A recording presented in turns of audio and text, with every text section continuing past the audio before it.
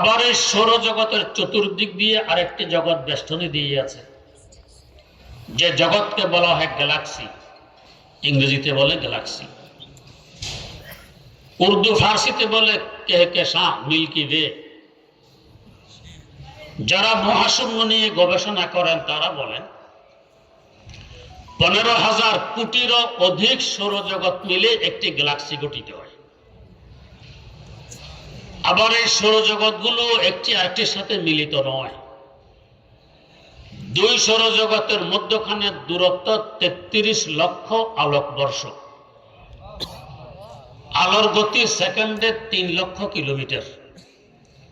সেকেন্ডে 3 লক্ষ কিলোমিটার গতিতে চলতে থাকলে সেকেন্ড নয়, মিনিট নয়, ঘন্টা নয়, দিন নয়, সপ্তাহ নয়, মাস নয়, বছর নয়, দীর্ঘ 33 লক্ষ বছর যাবৎ চলতে থাকলে যত দূর পর্যন্ত পৌঁছবে একটি সৌরজগৎ থেকে আরেকটি সৌরজগৎ এই পরিমাণ দূরত্ব বজায় রেখে ঘুরে।